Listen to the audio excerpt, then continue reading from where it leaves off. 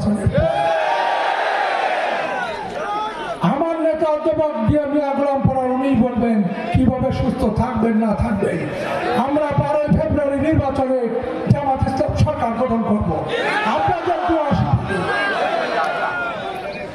কি পারবে না সরকার গঠন করতে? অতীতে যারা এমপি ছিলেন তারা হিন্দু প্রার্থী ছিলেন। স্বর্গীয় দাদা ননীগোপাল মন্ডল, স্বর্গীয় দাদা পঞ্চানন বিশ্বাস, তারা হিন্দু মানুষ ছিলেন নাকি? তাই অনেকে বলে হিন্দু মানুষের ভোট দিতে আমাদের সমস্যা হয়। এই সমস্ত ফতোয়ায় কাজ হবে না। যদি দিনে মানে সূর্য পরে সে সূর্য হিন্দু মুসলমান সবার গায়ে, রাত্রে যে রাত ওঠে তারা হিন্দু মুসলমান সবাই ভোগ করে। আপনারা এই ফতোয়া দিয়ে হাত জামায় রাখতে পারবেন না।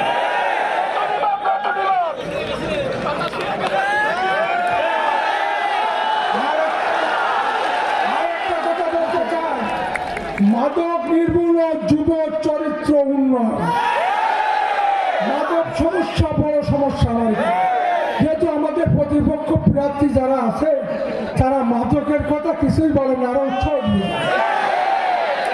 আমার ভুড়ির মাপ আজকে আপনারা নিয়ে রাখেন। যেহেতু ভুড়ির মাপ থাকবে আমি নির্বাচিত হতে পারলে তার চাইতে কমবে পারবে না।